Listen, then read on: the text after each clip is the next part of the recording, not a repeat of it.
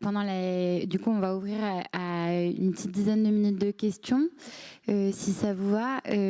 Donc, on ne verra pas Sophie à l'écran, à part si elle reprend la parole. Mais donc, ne l'oubliez pas, vous pouvez tout à fait lui adresser des questions. Elle est encore avec nous. Alors, est-ce que je vois des questions dans la salle ?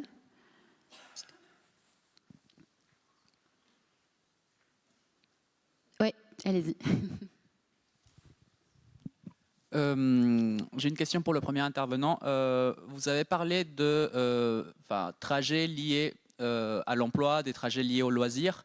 Et je m'interrogeais par rapport à quelles sont les hypothèses que vous utilisez pour pouvoir attribuer une motivation, un motif à chacun de ces déplacements. Est-ce que c'est la fréquence de déplacement et quelle est la finesse en fait d'analyse que vous pouvez produire par rapport au motif de déplacement? Alors, les données mobiles, ce sont des données massives. Hein, donc, on a, pour un opérateur comme Orange, on a à peu près un tiers de la population. Donc, le redressement est extrêmement facile. C'est-à-dire que je rappelle quand même que les enquêtes, que ce soit INSEE ou autre, on est quand même 10 000, 15 000, 20 000 personnes parfois quand on zoome sur des territoires. Donc, on n'est pas du tout à ces niveaux-là. Mais par contre, elles sont fines d'un point de vue géographique, puisqu'on est à l'IRIS. Je rappelle, une enquête ménage-déplacement, on est sur des secteurs de tirage qui sont supracommunaux, souvent. Donc, elles sont fines et massives, donc représentatives. Par contre, elles n'ont pas la richesse d'une enquête. Donc, le travail aujourd'hui, c'est de croiser les données. Une source de données vous donnera jamais tout, quoi, hein. Donc, l'intelligence, c'est au contraire de travailler avec différentes sources de données. Et donc là, on a un travail en cours de croisement avec ces données-là pour répondre à cette question. Après, on peut être intelligent. Donc, voilà, quand vous voyez les taux d'habitants, le niveau d'habitants dans des communes qui sont touristiques ou campagnardes, vous vous doutez un peu que c'est pas pour le travail, mais pour documenter ça de manière systématique et nationale, donc on va croiser différentes sources. Alors, je répète aussi l'intérêt de cette source, c'est qu'elle est robuste, elle est frustre et elle est nationale. Donc, on peut faire un paquet de comparaisons, de benchmarking, etc. Donc, le potentiel de ces données-là, j'aurais adoré avoir ces données-là il y a 20 ans. Hein. Voilà. Oui, bonjour, Benoît Aran à l'établissement public français d'Île-de-France. J'ai une question pour Madame Deandrade. Il y avait une diapo sur les dynamiques de construction par EPCI ou EPT. Est-ce que si on la superpose à la construction du Grand Paris Express, ça explique les dynamiques, puisqu'on a l'impression que c'est les territoires où il va y avoir des futures gares qui construisent. Et du coup, est-ce que la dynamique de construction en Île-de-France fait suite simplement à la programmation d'un transport lourd dans la région? Merci pour la question. Alors oui, évidemment, c'est lié. Alors, je n'ai pas superposé les deux cartes, mais évidemment, on peut imaginer que cette force construction, elle répond aussi à des besoins futurs. On est sur la dernière décennie. Le Grand Paris Express va encore dérouler pendant quelques années d'autres besoins en logement et en bureau également. Mais ce qu'on observe sur les dernières années, c'est que cette forte accélération de la construction, elle a répondu à des grands projets d'aménagement, au investissement de certains territoires industriels, et également elle répondait à la première phase des programmes de l'ANRU. Donc forcément, voilà, ces différents éléments se superposent en Île-de-France.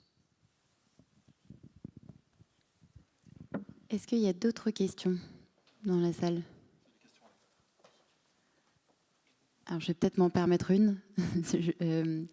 J'aurais voulu savoir si... alors, j'ai deux questions à vrai dire. Quand on superpose du coup un peu votre travail, Jean, et puis vos réflexions, je trouve qu'apparaît quand même la question du fait d'avoir des centres hyper attractifs. Par exemple, on prend Paris Centre, on passe de 1 à 10 dans la journée entre résidents et habitants, pour reprendre votre terminologie. Et c'est également là où on a le parc locatif privé le plus bloqué du fait des prix et effectivement des effets un peu de prédation de certaines plateformes de meublés de tourisme, etc. Et ça converge avec ce que vous notez aussi, c'est-à-dire que dans les habitants effectifs, vous notez beaucoup d'étrangers qui viennent et qui donc potentiellement résident temporairement, et donc ce qui rejoint ce que vous décrivez, vous, comme vacances. Est-ce que du coup, on a une sorte de lien un peu obligatoire qu'on pourrait imaginer entre une super attractivité et donc une décorrélation massive entre résidents et habitants et un blocage dans le parc locatif? Je ne sais pas si ma question est très claire et je ne sais pas ce que ça vous inspire, mais en termes de réflexion sur le devenir de parc et de territoire ultra attractif comme ça me questionne un peu. Alors, j'allais dire, voilà, la vertu se situe au milieu entre le manque et l'excès, hein, je cite Aristote, donc vous avez, je pense, en partie raison. C'est-à-dire qu'effectivement, les choix de localisation se font sous contrainte. Mais ce n'est pas que de la contrainte, c'est-à-dire qu'on fait des arbitrages, des marges de manœuvre qui sont plus ou moins limitées. Et les villes, c'est quand même le lieu de la compétition pour la mobilité, enfin de l'espace pour la mobilité, mais également pour le logement et également pour la localisation des entreprises. Donc on fait des arbitrages en fonction de son pouvoir d'achat, en fonction de là où on travaille, là, ce qu'on souhaite aussi si on a des enfants, etc., en termes de type d'habitat. Donc ces arbitrages-là, ils dépendent évidemment de l'offre de logement disponible, et donc l'offre, elle conditionne les prix également. Mais pas que. Je veux dire, une ville, c'est aussi... une ville, c'est l'attractivité. Je veux dire, c'est ce qu'on appelle l'urbanité. C'est un mélange de densité et de diversité. Pour le dire autrement, les chercheurs, les ingénieurs ne se localisent pas dans le Cantal, si vous voulez. Hein, ils sont en ville. Voilà. Et donc, les métropoles, ce qu'on montre aussi, c'est que les grandes villes ont une attractivité qui est forte. Ça induit des habitants, plus d'habitants que de résidents, mais tout le monde n'a pas forcément envie de résider en ville. Donc, j'allais dire oui et non, ça dépend des parcours de vie, des situations. Ce que je trouve quand même plus inquiétant, c'est effectivement une homogénéisation sociale. Hein. Paris, la moitié des habitants, c'est des cadres. En France, c'est 20%. Partout dans les grandes métropoles, vous êtes à 35%, sauf Marseille, qui fait l'exception, qui est dans la moyenne nationale. Et c'est dans la moyenne nationale, et Marseille a une image de ville paupérisée, si vous voulez. Alors qu'en fait, elle est dans la moyenne. Donc, c'est toujours le monde urbain qui porte un regard sur les autres, alors que le monde urbain, il est en fait assez minoritaire et décalé par rapport à la moyenne française. Donc moi, c'est surtout ça qui m'inquiète, c'est une spécialisation sociale et en plus par type de ménage qui est quand même dangereuse pour le vivre ensemble. Je vais reprendre le terme d'habiter, il faut qu'on cohabite. Voilà. Il faut qu'on cohabite, c'est simplement que des gens différents puissent vivre sereinement ensemble sur un même territoire. Et c'est quand même l'enjeu demain, et c'est pour ça que je suis convaincu qu'il faut absolument qu'on sorte de l'échelle communale pour gérer tous ces enjeux. Sur le sujet de Paris, on voit, et on le voyait effectivement dans les différents graphiques, que la part des logements inoccupés à Paris, elle progresse, elle a beaucoup progressé ces dernières années, et qu'en parallèle, ça prive une partie du parc pour loger à l'année des résidents des franciliens, et qu'on a en parallèle du coup une baisse du nombre, pas uniquement de la part, mais du nombre de résidences principales qui peuvent occuper à l'année des Parisiens. C'est pas le seul endroit où le nombre de logements inoccupés progresse en Île-de-France, loin de là. On a une progression qui se situe surtout dans l'ouest parisien. Et pour autant, pour revenir au sujet des locations saisonnières et de l'attractivité touristique, dans l'ouest parisien, il y a une étude qui était parue à l'Institut Paris Région par un de mes collègues sur l'impact des locations saisonnières. Et on voit que les locations saisonnières, finalement, elles participent à la progression du parc inoccupé, pas tout particulièrement à Paris. Finalement, dans les autres territoires d'Île-de-France, ce qu'on peut voir comme effet n'est pas aussi important que ce qu'on peut voir tout à fait au cœur de la métropole. Merci beaucoup. Ça a suscité une question, très bien. Thank you. Merci beaucoup. J'ai une question qui concerne une question qui vient d'être posée à Sophie. Vous avez montré une diapositive de Toyama qui parle de la densification sélective Et nous savons que ces zones se vident. Et donc, il faudra mettre l'accent sur la croissance des zones qui sont soi-disant viables. Mais ces zones qui se vident ne sont pas des zones vides, en fait. Ce sont des zones qui sont partiellement vidées, mais les quartiers n'ont pas été abandonnés. Cela veut dire qu'il y a encore un besoin de services de police, de transport en commun et d'autres services. Donc la question est la suivante. Est-ce que les autorités ont réfléchi aux répercussions de la densification sélective pour ces zones qui sont en train de se vider?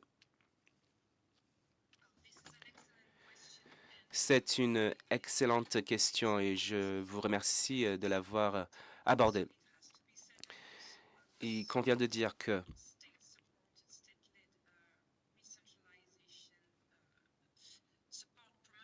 ces initiatives sont soutenues par les autorités locales et c'est quelque chose qui n'est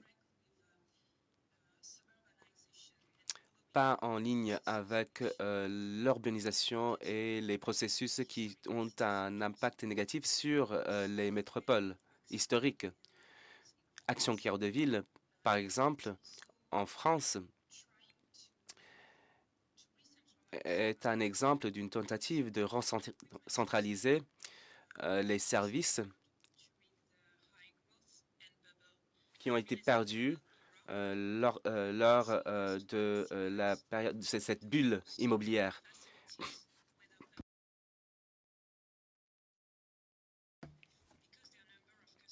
Et donc, le nombre de clients est en baisse. Et tout comme Action Cœur de Ville, il est important de bien choisir les zones où il faut centraliser ces services. Et cela est basé sur le fait que le centre-ville est vu comme un pôle de relations. Une chose qui a été critiquée par les experts, c'est que ceci ne prend pas en compte le fait qu'en termes pratiques, il existe des communautés vivantes dans ces zones. Et ce sont des zones qui sont assez denses. Et cette densification est accélérée pour les communautés vivantes. Dans les municipalités, d'une part, il y a la recentralisation, mais également les services mobiles sont renforcés. Et cela veut dire qu'il y a un accès aux services qui dépend de, par exemple, les jeunes ou les personnes plus âgées qui utilisent des services de déplacement partagé afin d'aider les personnes âgées de se déplacer pour aller à l'hôpital, par exemple, ou au centre commercial.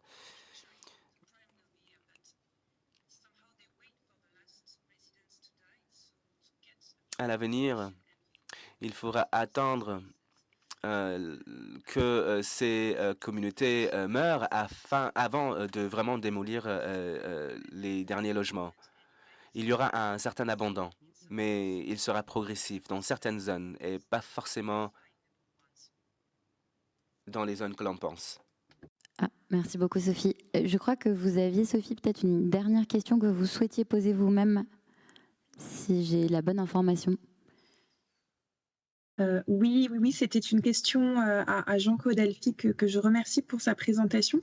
Il y a en fait un passage qui m'a intéressée parce que vous disiez que si la France, justement, si la démographie de la France devenait plus négative et suivait ce qui se passe aujourd'hui, donc la trajectoire japonaise, ça aurait un impact très négatif sur les taux d'intérêt. Mais alors, est-ce que c'est les taux d'intérêt sur la dette publique ou sur l'emprunt que les ménages peuvent faire pour acheter un bien immobilier? Sur la dette publique. La dette publique, d'accord, oui, parce qu'au Japon, en fait, elle est extrêmement faible actuellement. Enfin, les taux d'intérêt, c'est le problème, c'est que, enfin, c'est pas le problème, mais ils sont excessivement faibles au point d'avoir été même négatifs à un moment. Parce que la dette publique japonaise est détenue par les Japonais à 80%. C'est ça. C'est ça la différence. C'est une énorme différence. Très bien. Eh bien, écoutez, merci beaucoup. Merci beaucoup, Sophie, de vous être rendue disponible avec le décalage horaire. Et merci à vous deux. Je vous propose que nous fassions une petite pause d'une quinzaine de minutes avant la séquence du grand débat, dont je vous rappelle le titre, la démétropolisation. Merci beaucoup.